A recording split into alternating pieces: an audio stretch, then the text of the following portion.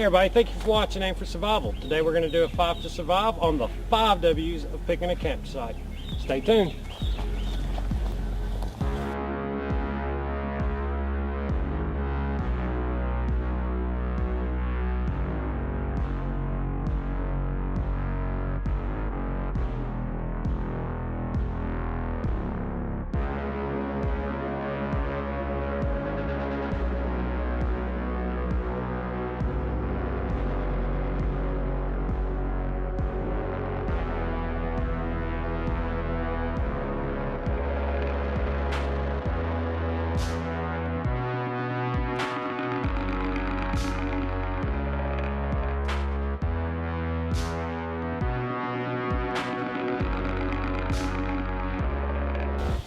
The first W you want to think of is wind. As you see behind me, this location is exposed to wind.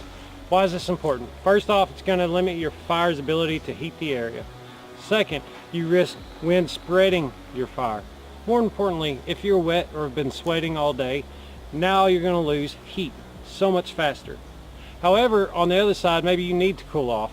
Maybe picking a site to rest in the wind will be a good idea.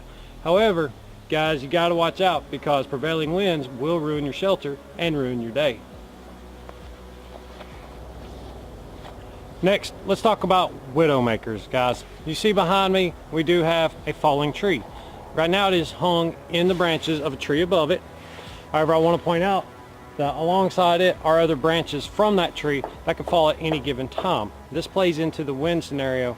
When wind and rain comes through, this could be a deadfall on you. Next W we want to talk about is firewood. How regularly available is firewood to camp, guys? You're going to expend a lot of energy cutting, processing, and carrying firewood into camp for fire. Fire is very important in regulating core temperature, sanitizing water, cooking food, and again, so many other uses for fire, and wood's the first ingredient. So again, where is wood? How much is available? And again, how close is it to camp?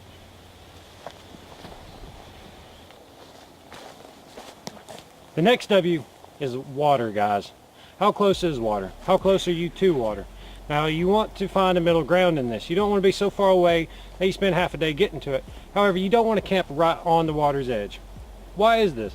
Why not make it very convenient and comfortable for yourself?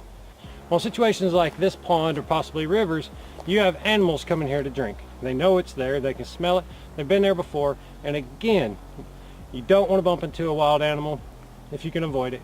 You don't want them bumping into you in the middle of the night. They are powerful and aggressive when scared. Again, you have mosquitoes. That's the biggest thing here in the summertime. This area is littered with mosquitoes. We won't hang around here too long. However, if we needed water, we could come, dip our pail, bring it back to camp, filter it, boil it, and be good to go. Again, water provides other resources. I hear bullfrogs, I see cattails. So we have all kinds of meat, edible plants that we could utilize. Again, you want to find that middle ground. You don't want to be too close, but you don't want to be too far.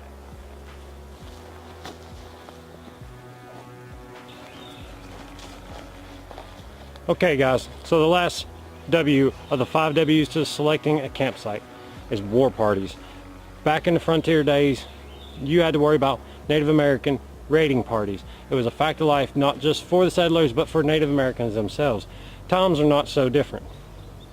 In the event of grid down, or resource limitations, or just all-out war, you have to worry about people finding you, coming to take what you have up to and exceeding your life. And guys, you need to be able to hide. You need to be able to stay hidden, stay out of sight, prevent people from tracking your movements, and again, knowing what you have. Does your site offer resources like self-defense, protection, escape routes, shelter shade? Of course. But again, concealment, very important. Can you do your day-to-day task in that environment, or do you need to just stop, stay, and move on? Again, guys, there's a lot of things to consider when picking a campsite. Again, simple things. You don't want to be on top of a hill, and you don't want to be in the valley. You want to be somewhere in the middle. You got prevailing winds up top and the cold welling effect at the bottom. So again, a lot of things to think about. But again, the first one was Widowmakers. Look above you. Make sure there's no branches or trees that are almost fallen or dead standing trees right next to you. Next, you have wind. Wind's going to rob your body of precious body heat, therefore making you work harder and dehydrate faster. Next we have water. Guys, be careful. Critters like the water, so do bugs. You don't want to be too close, but you don't want to be so far that you can't help. Another one was wood.